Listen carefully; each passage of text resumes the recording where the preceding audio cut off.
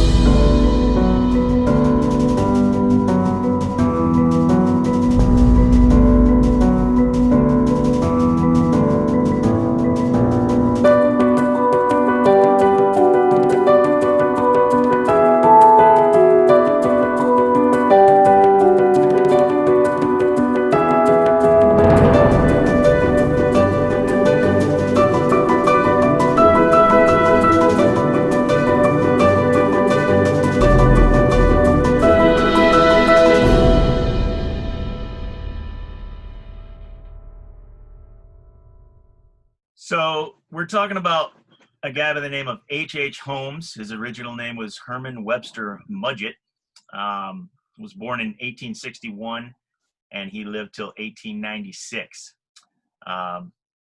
So more commonly known, as I mentioned, as H. Holmes, was an American serial killer.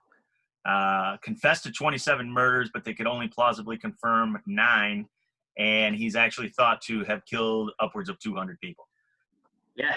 So what we've told you pretty much in every episode is that it would be more interesting. It'd be more like ESPN if we had competitive, different opinions on things. And you heard Mr. Smith and I kind of fight back and forth. But because we've worked on these cases for so long, we kind of have similar ideas.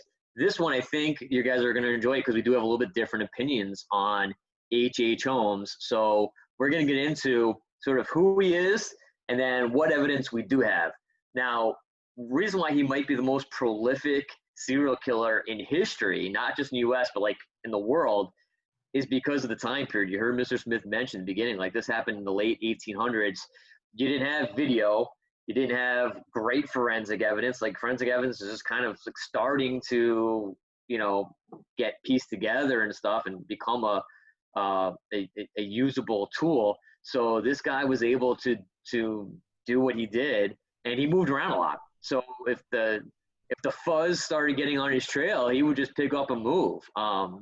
And that's why he didn't get caught for a long, long time. So let's talk a little bit about H. Holmes. So he was a smart guy. We can't say like that he was dumb. He was a smart guy. He did go to medical school in New Hampshire for a little while. He did have a little bit of a tragic past. There was, talk that maybe he had an abusive father, and that's why he had this affinity for hurting people. There was talk that he maybe hurt animals when he was a kid, which is a telltale sign of a serial killer. Things like that. There's a legend that when he was in school, in a science room, that kids locked him in a closet, and he was locked in there with a skeleton, and like he had these morbid thoughts about skeleton. Again, we can't really confirm any of these things because of the time period. What the legend does go is that it was a swindler, and that he was very charming, and he was easily can manipulate and was conniving enough to get people to do what he wanted. There's a lot of talk that he was obsessed with the human skeleton, and that's kind of where our story picks up. In this time period, medical students had actually like practice themselves and kind of like purchase their own stuff. Like medical schools didn't just supply you with everything. They just supplied you with the knowledge. Like you paid to go there and they taught you. But like if you wanted to practice on cadavers, you had to buy cadavers. You wanted to get tools, you had to buy your own tools to do all these things. So one thing that H. Holmes did, because he was so obsessed with skeletons, was that he would kill people, carve out their skeleton. Now, I'm not a hunter. I don't know how hard it is to chop up a deer or whatever, but I don't think it's that easy. He would carve out skeletons boil the muscle off of it and then sell them to medical students. And that's how he sort of funded his whole operation. So that's the first part of the legend of H.H. Holmes. The other thing was when he did finally move to Chicago, he worked as a pharmacist. Now, again, I don't know if he got his medical degree or not. I don't know if he finished medical school or not. He did go to medical school. He might have even gone to a couple medical schools. But he ended up in Chicago and started at a pharmacy. Not too long after he started working in this pharmacy, which is the bottom of the murder castle, which we're going to get to in a little bit. But an old couple owned and ran the pharmacy. Not too long after he started working there, he convinced them to put the pharmacy in his name, like to kind of sell it to him, but not even like sell it to him was like he had any money for them for him to buy for a pretty penny. Like he somehow got them to change it over and put it in his name. And then using the profits from that and his little side hustle of selling the skeletons, he was able to build a murder castle. And that's the second part, which we're going to talk about in a little bit. So before we get to the murder castle, anything you want to add, Mr. Smith, on what I was talking about setting up the legend here of H.H. Holmes? Yeah, so you touched on the medical background of this individual, but he was equally adept in the con arting, and basically he was one of the movies that we show in class is Catch Me If You Can, which is sort of a loose documentary on Frank Abagnale, who is a real person who started his life of crime as a sort of a believable con artist guy. So imagine an individual similar to that, but also murderous, with murderous tendencies. If he got into a pickle, we'll say, he had no bones about, pardon the pun, but he had no bones about doing away with someone. And that eliminated his problem. So if he couldn't con you, maybe he killed you.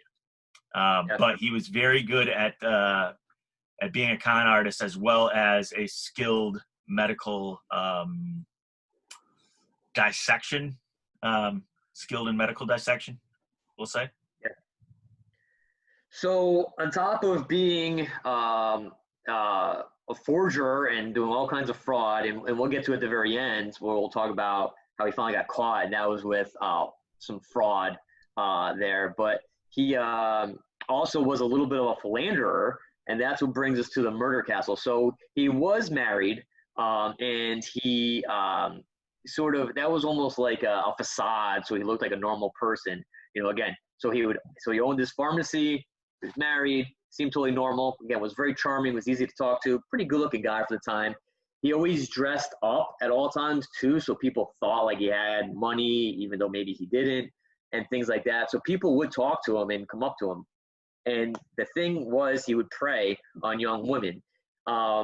Again, a lot of this stuff can't be confirmed, but there's even a legend that he had a second wife in Chicago, and that also might be one of his first victims.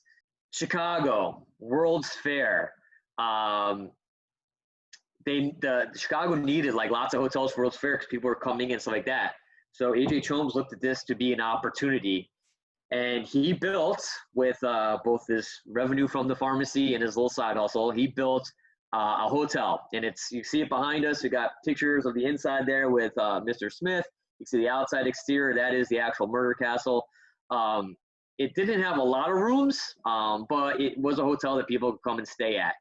Now, there's lots of legends, and we'll just say legends, because we'll get to the end of the murder castle at the end of this, but of what the murder castle did look like. Supposedly there was like a lot of hallways that kind of led to nowhere, that there was rooms that you opened doors and there was walls behind them, not another room, that there's all kinds of like garbage chutes in the hallways that if he were to kill somebody in there, he could then just take them out, put them down the chute, and they would go down the basement. There's also believed to be vents in all the rooms, and gas would be pumped into them so that it would kill them that way. After somebody would check in, they go to the room, he would pump gas, kill them, again, take them out, dump them, and they would go down the chute to the basement. The basement was his murder chamber, where there was all kinds of torture things, things that would help him in, again, uh, cutting up people's bodies, taking their bones out, things like this. So it was a horror show, for what everyone believed. Now, I'm going to get to my differing view on this. The World's Fair, you have thousands and thousands of people coming to Chicago to go to the World's Fair to see all these things. There was an issue with people going missing, tourists going missing, not Chicagoans, like tourists that were coming to visit, they were going missing. This was a problem for the police. It was a problem for the mayor. Like, oh my God, people are going missing. What's happening? You know, are they falling into the river, or like, where are they going? Are they being kidnapped, or somebody preying on them? And my thought is that H.H. Holmes is a bit more of a media creation than an actual serial killer. Now, he did, again, as Mr. Smith said, he did confess to killing some people, but in the papers, they were using H.H. Holmes' name, and they were blaming dozens and hundreds of murders on him. And if you look at some of the actual evidence, when the murder castle is being built, their construction crews are getting hired to build it, and they're getting fired after a couple of weeks. Now, again, legend has it that he didn't want anyone to know the plans of the murder castle. So as soon as like they were building something that he had created, and they got a little too close to something that he needed done for this whole big plan of how he's going to, kill people and dispose of their bodies like that, that he fired them. I look at it more that this guy was a con artist, and he didn't want to pay these construction workers. So as soon as payday came due, my thought is that he fired them. And because you have so many construction crews coming to build this hotel, and they're starting projects and they're not finishing them, that new construction crews coming in, they're starting projects, not finishing them, that actually almost leads to that hallways aren't getting finished, that rooms aren't getting finished. You have walls behind doors. You have, random this here, random that there. And I think that's more plausible than this guy was just a complete psychopath that was killing hundreds of people from the World's Fair. What do you think, Mr. Smith? Well, we sort of live in this society where the people would have you believe that two things can't be true at the same time. I'm more of the thought process that you are on the right track, that he did upset the construction crews. He probably didn't pay the construction crews. He was a con artist, and the construction crews did not like that, and they left. And he's got this kind of a hodgepodge of a hotel. But think about it. Was that by design? Again, if you don't have people knowing what is going on at your hotel, or knowing even how it's constructed, and you're the only ones that know the blueprints, then how's somebody going to come back and go to the police and go, you know what, this guy just had us make gas chambers and a chute to the basement. Maybe something's going on here. So, yeah, I think, could that have been his way of making sure that nobody really knows what is going to go on, or what this is being constructed for, or, so again, two things can be true. Were there a lot of construction crews? Were there hallways going nowhere? Was it built sort of improperly by many, many different types of contractors? Probably. Did he not pay them? Probably. For what reason, though? Was it just because he was a con artist and didn't want to pay people and really didn't know what he was doing, or did he know exactly what he was doing, and throwing people sort of off the murder aspect of this murder castle? Yeah. So the sort of idea of H.H. Holmes has been used in films and movies and other things like this. This whole idea of like, you check into this hotel and you never check out, and stuff like that. But part of it, was kind of real, that, again, these tourists that were coming to the World's Fair were checking into this hotel, and it was mostly women, kind of targeted women, especially younger women that he would, like, again, coax, and if he had any kind of relationship with, I don't know, but then was killing them. But then, like we said, there's not a lot to confirm on this, because the murder castle got burned down, and we talked about that this guy was smart and he was good at fraud. I mean, for lack of a better term, he was just really good at forging stuff and kind of pulling one over on insurance companies. So he burned down his own murder castle, collect the insurance money, and then he skipped town. So we can't find any of these, murder rooms or murder basement or anything like that. And that actually leads us right into how he eventually got caught. And there's a whole bunch of stories of things he did after the murder castle. Apparently he went to like the Midwest and he was like trading and selling horses and all kinds of stuff like that. But long story short, he actually does get arrested for a little while. And while he's arrested and in jail, his cellmate, he connives into helping him fraudulently collect insurance on somebody who might have died, and that was a partner with him. And so his cellmate, he was like, if you help me with collecting the insurance and killing my associate, Mr. Pitzel, I'll give you half the money. Well, the guy gets out of prison. H.H. Holmes eventually gets out of prison. Sets the guy up, and the guy ends up ratting him out to police, and then he did kill that Pitzel guy and tried to collect insurance on him, but his old cellmate tips off the FBI or police or whoever, and they find out that he again was fraudulently putting insurance claims in, some kind of like life insurance claim on this guy that he killed. Pitzel was one of his cohorts, and they get him and they throw him in jail. And there's even more legends when he's in jail that he kind of wrote this diary saying that he felt like he was Satan incarnate and all these different things. So crazy guy, highly intelligent, but he really didn't use intelligence for anything good. And that's kind of the story of H.H. Holmes and his murder castle. Yeah, the one thing I'll add is that his murder castle was burnt down, but there's two schools of thought on how it was burnt down or why it was burnt down. One, as Mr. Bogus mentioned, that he instructed somebody to burn it down, and he, even from prison, you can send messages to your associates or people to help you out. And there was eyewitness reports of two men going into the murder castle, and then about an hour later, them coming out, and then it was on fire and it was destroyed. And so one school of thought is that H.H. Holmes probably knew that there was lots of evidence in there and needed for it to be destroyed. The other school of thought is that H.H. Holmes was such a black eye on Chicago, the city of Chicago during that time period, World's Fair and everything, that they did not want this building standing to remind everyone that, there was this guy who did this in Chicago, and it sort of just like made, left a mark on Chicago's, reputation, and they just wanted rid of it. So people from the city or from the city government of Chicago just went in there and destroyed it. And okay, we're done with this now. We're gonna clean slate. We're moving on. Yeah. So what we're gonna do now is we're actually going to bring in a special guest, and because this is our final episode of season 1 of Case by Case, we thought there's only one way to make this episode even better, and that's not having just one Smith, but 2 Smiths participate. So in a second, we're going to have Mr. Smith's daughter, Hannah Smith, come on in and give her take, because she did a big project on H.H. Holmes.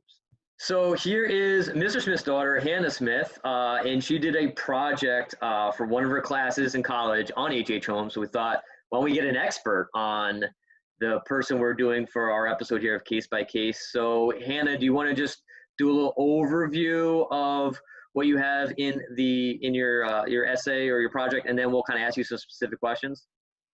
Yeah, okay. So my paper was kind of focused on like America's fascination with serial killers, and so it was a case analysis of H.H. Holmes and kind of how he started with his insurance scams, talking about how he was able to lie to everyone, to scam these insurance people along the time he had been learning about human dissection. And he had a lot of people working around him that were able to cover up a lot of his lies. And then once he was able to move to Chicago, change his name, and he found this lot that would be perfect for his murder castle. So once he started building that, he got a bunch of people to build it for him, but never really was able to explain what he wanted. He was the only one that knew what was really going on with the construction.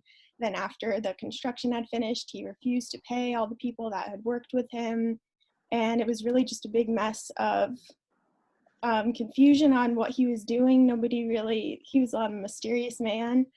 And then when the Chicago World Fair was coming up, he thought it would be the perfect opportunity to expand on his murder castle, to make it look like a hotel for people to come into, which gave him a lot of access for killings. So yeah, he had like a bunch of different wives, and none of them knew his story. One thing I wanted to ask was, we sort of started this off with, we always start these videos off with "What if I told you?" And so we talked about H.H. Holmes, and we said that he's probably the most famous American serial killer that no one has ever heard of. And I guess case in point, when you I guess approached your professor about doing this project on H.H. Holmes, what did he say? He had no idea who he was. I came in talking about, oh yeah, this guy called H.H. Holmes. He was either America's first serial killer or a complete myth. And he was completely fascinated by that topic, and he thought that it would be a great topic for my paper. So he was really excited to read about it and learn about it. So that was exciting to come into a forensics professor's office and tell him about something he didn't even know. Yeah. Wow, that is really cool. That's really cool. My question is, I think you have it in your paper, if I remember correctly, and that is, there is some connection to Jack the Ripper, I believe, right? Do you have anything about that you want to talk about? Yeah, so basically, H.H. Holmes was worried about what would be done to his body after his death, since he was well versed in digging up graves, taking bodies, selling them on the black market. So he didn't want that to be done to him. So he requested that his body be buried 10 feet underground, encased in cement. So being that encased and everything, it would be difficult to think that he wasn't in there. But in 2017, a lot of talk was going on that he actually had escaped from his killing, and he was later known as Jack the Ripper. But that is a myth, I'm assuming, because they dug up his body and he was still there. Oh, they did dig up his body. Oh, so I didn't know Yeah. that. I just learned something. I didn't know they had dug him up. Oh, wow. Yeah. There is I a didn't know video. that. There is a video, and again, for the Oh, audience, wow. there's a lot of videos, different videos on YouTube on a lot of different subjects. So there's a lot on H.H. Holmes. One of his, I believe it's his great-great-grandson, who has the name of Mudgett, which is his original name. He firmly believes that H.H. Holmes was Jack the Ripper. He actually accessed Scotland Yard's records or original notes on the case of Jack the Ripper, and one of their descriptions was that they thought it might have been an American doctor, so from some of the eyewitnesses and from some of the and from what was done to the bodies, in terms of the dissections and the cuttings and things like that. And he did say that he was dug up, but he said that the dental records matched the same dental records of what was supposedly buried. But he said that it would have not been a stretch for H.H. Holmes to just have another body buried and say it was them. You know, typically if we want to paint this guy as a mastermind, or if you want to say that he's a serial killer and he's a con artist, you don't get away with a lot of that stuff for as long as he did without having people that you can sort of, I guess, trust or count on to sort of shield you from all of your lies. So my thought is that if he had people while he was doing all this stuff before he got caught to sort of protect him, he probably had people in prison that would be able to maybe help him along the way as well. If in fact he was not the person buried in that grave, he may have been able to get away with it. So we're not dealing with just a serial killer here. We're dealing with a serial killer who was a well-skilled con man as well. So which would make it more plausible. I'm not saying that he's not the guy in the grave. It is interesting that he wants to be buried in 10 feet of concrete. Yeah. Which sort of gives you an insight into his mind and what he thought was capable. If he thought people were going to dig him up and do things to his body, imagine what he did to other people. Exactly. Yeah.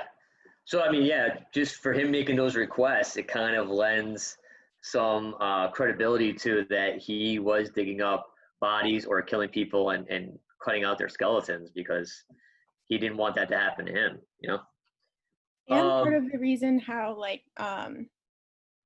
people could have helped him in prison when he went there the first time, they also came to kind of bite him in the end because he had formed a deal with someone he met in the prison to kind of scam life insurance and get like $10,000.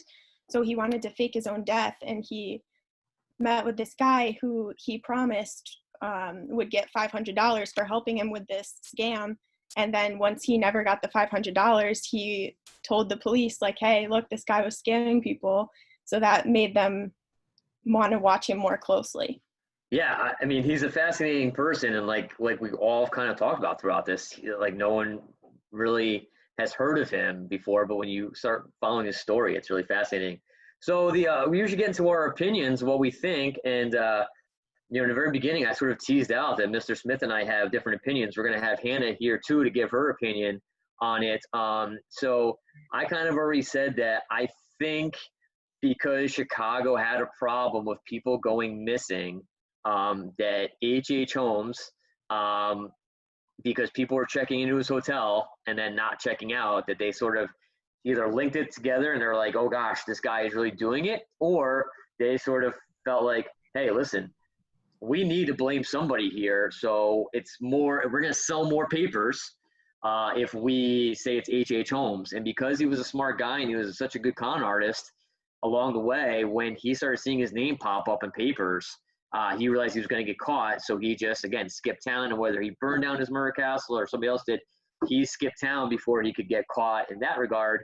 And so I think he is more fictional than nonfiction. My opinion would basically be that he is probably 100% America's most famous serial killer, first serial killer,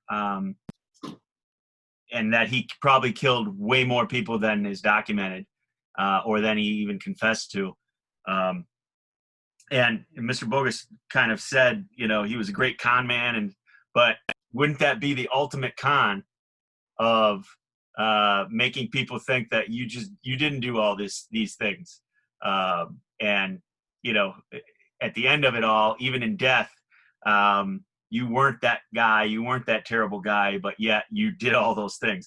So one other thing I want to mention is it was in the city of Chicago's best interest to sort of downplay this individual and downplay his horrific crimes, because imagine if you're the city and you're the city officials, that this was going on in your city and this many people died in your city at the hands of this guy. We would definitely not want to feed into the fact that he did all these things. So again, here's a media situation.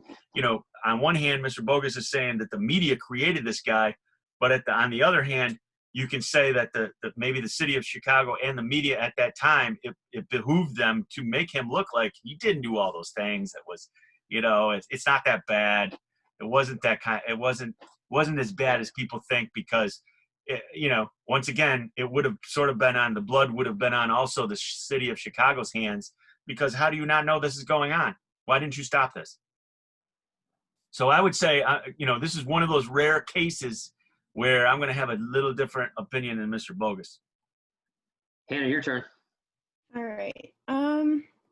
So I guess it is really hard to tell whether all the facts line up or not, because a lot of it is unknown. He confessed to 27 murders and 6 attempted murders, yet some of them were still alive. Then it was also said that he killed over 200 people. So a lot of it is still unknown, and there's no way to really find the facts since it was so long ago and the evidence was all burned down.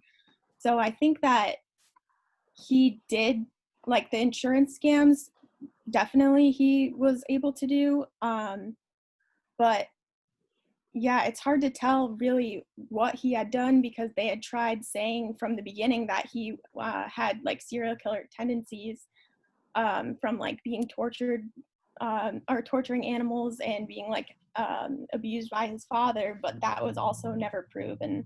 So yeah, I think that it was like a real chain of events that happened, but more pronounced in ways that would make sense. Like they tried to make sense of his actions, but they don't really have anything to back that up. And we do have to say though that he was a serial killer. He had 9 confirmed deaths that he was guilty of. Yeah. So he's definitely a serial killer. Maybe not the most prolific in American history, like some may believe, but definitely a serial killer. And as far as we know, the first serial killer in American history. First documented one, yeah. Yeah. So I think that's it. So this is the last episode of season 1 of Case by Case featuring the serial thrillers. And Mr. Smith, what do we always say? We solve them all till we solve them all. All right. We'll see you next time. All right.